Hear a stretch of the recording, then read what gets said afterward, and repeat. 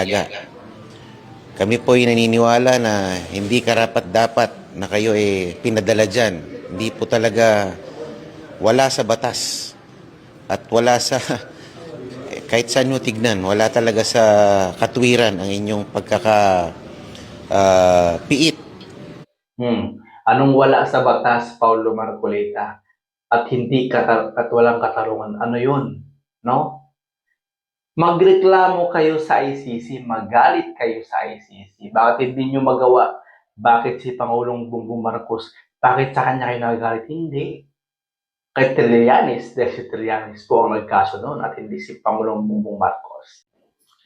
So mga kababayan, panoorin natin ang statement nito ni Paulo Marcoleta patungkol, no, kay Duterte. Sinasabi na niya na ibigay na lang natin sa China kasi hindi sa atin ang West Philippine Sea. No! Matagal na po nating pinaglalaban ang West Philippine Sea. No? Kasi kung alam naman ng administrasyong hindi talaga sa atin yan, ibibigay niya kasi ayaw natin ng gulo. Ayaw po ni Pangulong Bongbong Marcos ng gulo. Pero, sa atin po ang West Philippine Sea. Hindi katulad ninyong mga pro-China kayo. Marcoleta, alam namin na pro-China kayo, pero hindi nyo inaamin. Pero taliwas doon sa kilos nyo, sa galaw nyo, at sa pananalita ninyo na hindi kayo pro-China. Kami na lang mamamayang Pilipino ang nakakahalata sa inyo. Kasi tila ba pagka nabubuking na kayo sa unang salaysay ninyo, mabilis nyong binabaliktad yung naunang salaysay ninyo. No? Hindi ba kayo marunong mag-review? O talagang nagbubulag-bulagan lang kayo na nakakalimot kayo? Panoorin po natin mga kababayan ko itong statement at birthday greetings po ni Paulo Marcoleta kay Duterte po. Ano ang sasabihin niya dito? Panoorin niyo mga kababayan. Maligay. Panoorin niyo mga kababayan ko ha. Kaarawan po sa ating Pangulo. Sa ating Pangulo. Ang aking Pangulo. Ang aking Pangulo. So, ibig sabihin, si Duterte lamang ang kanyang Pangulo. Kinikilalang Pangulo. Sa ngayon. Hanggang sa ngayon po, si Duterte lang ang kanyang kinikilalang Pangulo. So, ibig sabihin, no, hindi niya kinikilalang Pangulo si President Bongbong Marcos. Alam naman natin yan na against talaga sila dahil mga DDS to mga to. Pero hindi nila maamin or dinideny po nila na sila ay DDS. Bakit? Nakakahiya ba dahil ang mga DDS ay bobo o tanga? O real talk yan, nakakahiya ba maging DDS na bobo? No? Rodrigo Digong Duterte. Kayo po ay pangalawang beses nang magdiriwang ng inyong kaarawan dyan. Dalawang beses na magdiriwang ng kaarawan. Tila ba itong mukha ni Paulo Marcoleta ay naiiyak po? No? Or nagdadrama na naman ito dahil SMN ay for interview sa kanya. Alam naman natin ang SMN ay kay Kibuloy at isa itong DDS na media. No? Sa dahig, marami pong Pilipino ay maraming Pilipino.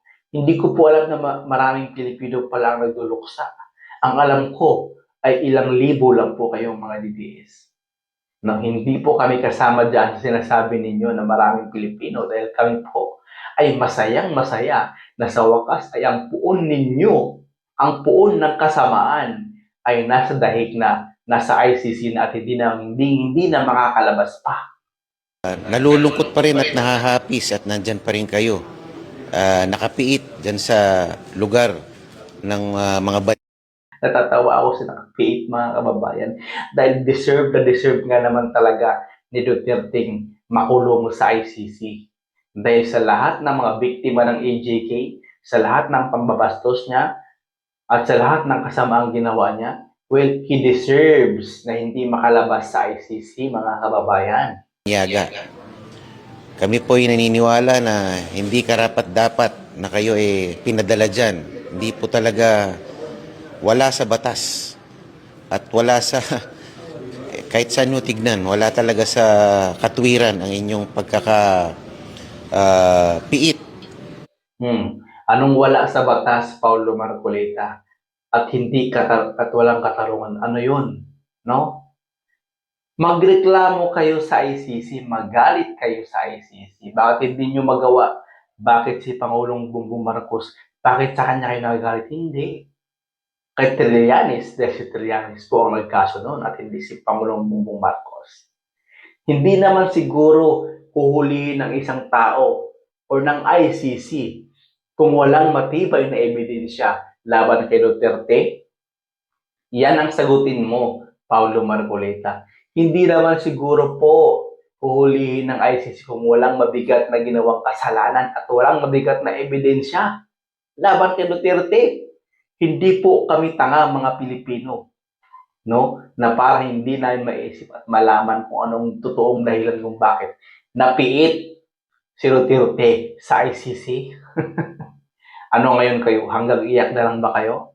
O, ang dami-dami ninyong lawyers, attorney, dyan sa Duterte camp, pero ni isa sa inyo, hindi nyo magawang depensahan or hindi nyo magawang kunin si Duterte sa ICC. Ang dami ninyong mga lawyers. Kung sinasabi ninyong totoong lawyers kayo, bakit hindi nyo magawang ilabas si Duterte sa ICC? Paglaban nyo doon. Huwag kayong magalit sa administrasyon. No? Dahil ginagawa lamang ng tama ng administrasyon kung ano yung tama at para hindi na lumaganap ang kasamaan sa Pilipinas at para makaranas naman ng magandang pamumuhay ang mga Pilipino. Pagkaka-detain dyan sa The Hague, sa ICC. Ang dalangin po namin, ang aming panalangin, sana po ay kayo'y makabalik dito sa Pinas sa lalong madaling panahon dahil marami pong Pilipino ang inaasam-asam. Ako po ay Pilipino pero hindi ko po inasam na makabalik si Duterte. Ako po ay Pilipino na masayang-masaya at guminhawa ang aking pakiramdam nang makita ko si Duterte ay napiit na po sa ICC. Hindi po ako masaya at hindi po ako malungkot na babalik si Duterte o hindi makakabalik. Gusto ko po habang buhay na po si Duterte sa The Hague, sa ICC. Yun lamang po. Inyong pagbabalik sa lalo madaling panahon. At gagawin po namin ng lahat ng aming makakaya para mapabilis ang inyong agarang pag-uwi. Mapabilis. Nag-anniversaryo na nga po, nag-birthday na nga po si Duterte sa Daig, wala pa rin nangyayari. Ano ba yan? Mukhang pinapaasa nyo na naman, Paulo Marcoleta, mukhang pinapaasa nyo na naman po itong mga DDS ninyong supporters. Ha? Dito sa Pilipinas.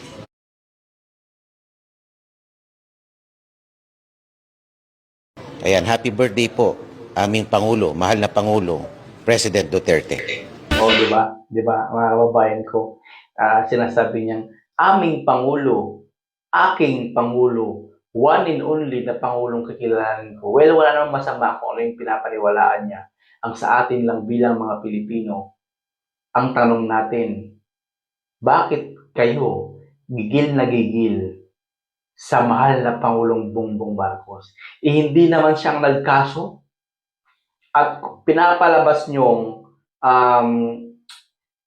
ninakaw or illegal ang paghuli kay Duterte or ano ba tawag doon? Inambush si Duterte paghuli, walang due process. Bakit po masaya si Duterte sa picture niya habang nakasakay sa private plane papuntang The Hague? 'Di ba? Kung illegal 'yun, bakit may warrant galing sa ICC? So dapat talaga sa ICC kayo magalit, wag sa administrasyong Bongbong Marcos, no?